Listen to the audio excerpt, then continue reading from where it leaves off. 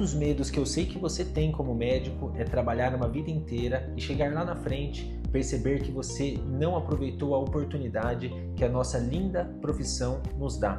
Você tem medo de chegar lá na frente, não ter construído patrimônio, não ter uma reserva de emergência, não ter uma renda passiva e não ter liberdade financeira. Com a nossa profissão, colegas médicos podem ter certeza que isso só vai acontecer se você não tiver um mínimo de planejamento financeiro, se você não tiver um mínimo de gestão empresarial da sua vida e da sua carreira. E para resolver esse problema, eu trouxe um convidado mais do que especial. Eu vou deixar com que ele se apresente e ele vai responder 3 perguntas aqui que vão virar uma chave em todos os médicos, que vão fazer com que você empreenda a sua carreira, caso você ainda não faça isso, e vão fazer com que você enxergue que para você prosperar e ter prosperidade financeira para você e para sua família, você precisa se tornar um empresário médico. Então eu trago para vocês Matheus Gabuardi respondendo 3 perguntas estratégicas que podem definir o seu futuro financeiro e da sua família. Vamos lá! Fala pessoal, tudo bem? Para quem não me conhece ainda, eu sou o professor Matheus Gabuardi, eu trabalho cuidando da gestão estratégica da clínica do Dr. Leonardo e sou mentor financeiro da Meno Mentoring. E apesar de, obviamente, ter uma série de conteúdos exclusivos para quem faz parte da mentoria, eu e o Léo conversando decidimos gravar alguns conteúdos gratuitos aqui para o YouTube para ajudar as pessoas que, por qualquer motivo que seja, ainda não estão no momento de entrar na mentoria ou estão com algumas dificuldades mais iniciais para se desenvolver dentro da clínica. E a gente preparou um para o outro 3 perguntas aqui que estão separadas que eu já vou ler e responder para vocês, que eu tenho certeza absoluta que vão agregar muito valor para a sua clínica, para a sua perspectiva de crescer como médico. Não subestime o poder de você fazer o básico muito bem feito, porque muita gente, principalmente médicos que estudam muito tempo, dedicam muita energia e anos da vida para conseguir se tornarem bons médicos, acabam falhando em fazer uma boa gestão de clínica ou do próprio negócio, porque não sabem ou não desenvolvem alguns pontos básicos, dos quais 3 eu vou abordar aqui com vocês. Então, sem mais delongas, vamos para o nosso conteúdo. Primeira pergunta que o Léo fez para mim: Matheus, por que é tão importante tratar uma clínica como um negócio, não apenas como um local de atendimento médico? Essa é uma pergunta fundamental, só que antes de responder sobre clínicas, vou fazer um outro paralelo e eu prometo que eu vou caminhar para chegar na clínica. Todo bom cozinheiro deveria abrir um restaurante? E se abrisse o restaurante, teria sucesso? É óbvio que não. Se você parar para pensar, e aliás, pesquisar ainda, você vai ver que restaurantes são um negócio que mais quebra no Brasil e no mundo. A taxa é acima de 70% de quebra de restaurantes. Por que isso acontece? Porque a pessoa, às vezes, ela faz um bom prato, ela é um bom cozinheiro, é incentivada a sair do trabalho que ela tem hoje e vai fazer uma coisa que ela gosta, que é cozinhar, que ela faz bem, sempre recebeu elogios. Só que entregar um bom produto é apenas uma ponta de gerir uma empresa. Uma empresa sem um bom produto está fadada a morrer. Porém, uma empresa só com um bom produto não é garantia de sucesso. A falta dessa assimilação é o que quebra muitos negócios. Agora, o paralelo para o nosso estilo de clínica: um bom médico, ele não necessariamente é um bom gestor de clínica.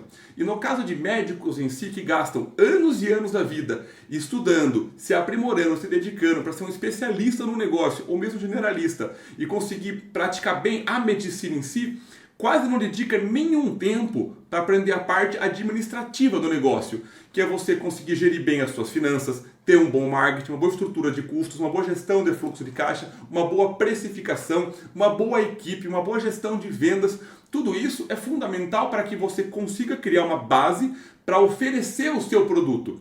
Você ter o seu produto sem uma base de oferecimento é igual você ter um carro excelente, com um motor muito bom, só que você não põe combustível, você está na estrada errada, está oferecendo para o público errado, não adianta nada. Então não subestimem o poder de você conseguir enxergar a sua empresa como um todo.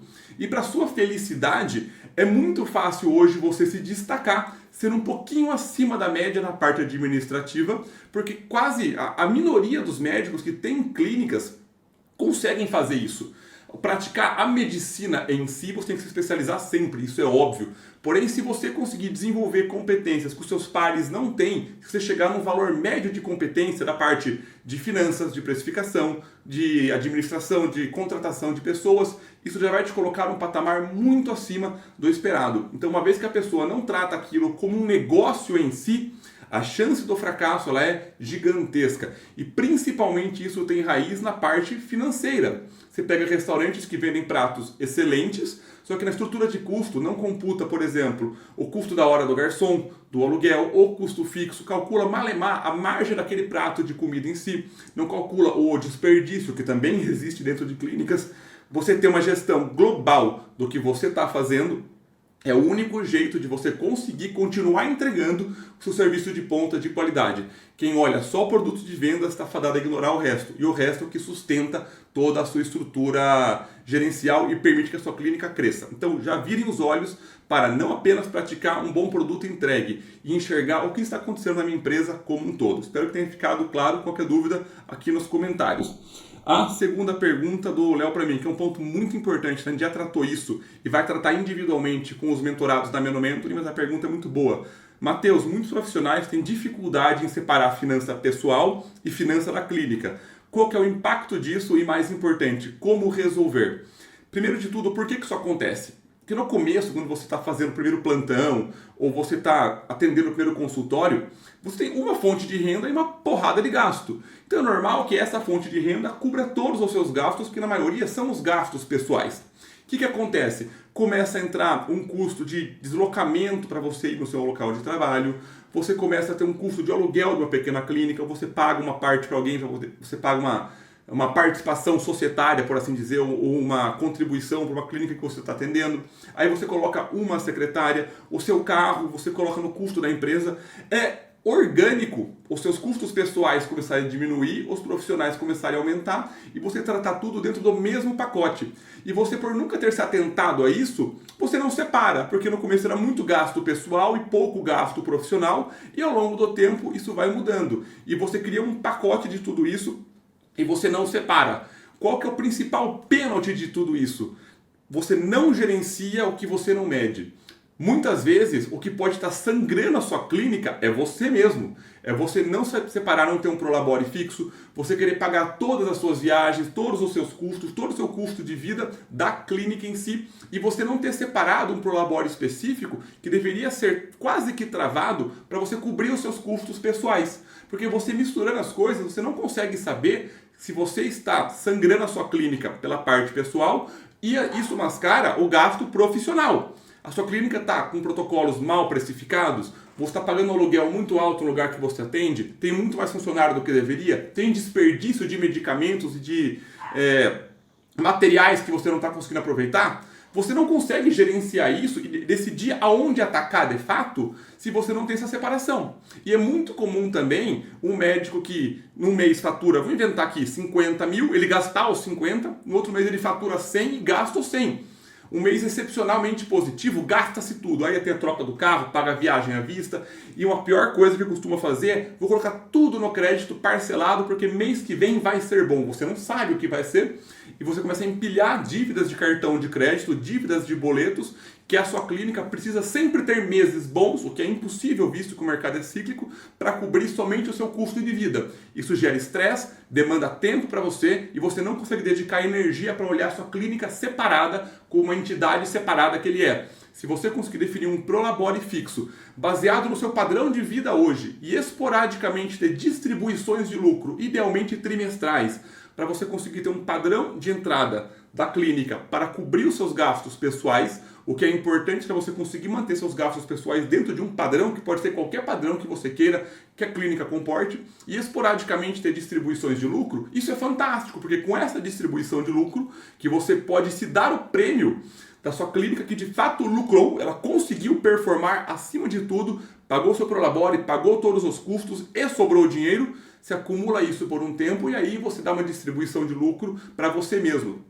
Só que isso tem que ter uma consequência de um bom trabalho. Não um mês que você ganha muito, você gastar tudo aquilo. Porque você vai sempre estar dormindo preocupado ou preocupada, você sempre vai estar preocupado com a próxima venda da próxima semana, e se custa o seu sono, tenha certeza que é caro demais. Além do fato que se você não consegue acumular lucro, como é que você vai expandir? Como é que você vai crescer? Contratar um próximo funcionário. Um dos maiores erros que tem é a pessoa falar, eu vou contratar essa pessoa para crescer. Ora, uma vez que você faz isso, ou também aluguei uma clínica maior para crescer. Uma vez que você faz isso, você já colocou um gasto real para um resultado imaginário. Olha que contradição. Você já colocou um gasto e você não colocou uma receita. Olha que estranho isso. Uma vez que você tem lucro acumulado, vê a clínica crescendo, você tem o dinheiro pronto para comportar esse crescimento até que o crescimento de fato venha. Você não pode depender de uma venda futura para conseguir construir um sonho presente. Nunca se esqueçam disso. Então, por isso que é fundamental ter isso separado e bem organizado. Vamos agora para a pergunta final. O Léo pergunta para mim, Matheus, para clínicas que já estão em funcionamento, qual que é o primeiro passo para organizar melhor as suas finanças? Pode parecer um passo um pouco redundante, mas é você ter anotado tudo que você gastou, quando que você gastou, tudo que entrou, quando que entrou. Faça isso por pelo menos 3, 4, 5 meses para você começar a ter uma noção dos seus gastos. Porque às vezes algum mês você comprou um medicamento que tem um estoque maior que você não vai comprar nos outros meses. Então se você de repente deu um azar de levantar os gastos daquele mês que você comprou uma coisa maior, você vai ter a ilusão de que o gasto mensal da clínica é 1, ou o contrário, você abriu um mês que você não comprou um medicamento ou não tem um 13º, um prolabore, um 13º, uma bonificação, alguma coisa, você pode ter um gasto menor e achar que aquele gasto da clínica é aquilo. Você tem que mapear os gastos da sua clínica, enxergar quais são os maiores gastos e começar a atacar de cima para baixo. Por exemplo, o seu maior gasto é o aluguel da clínica.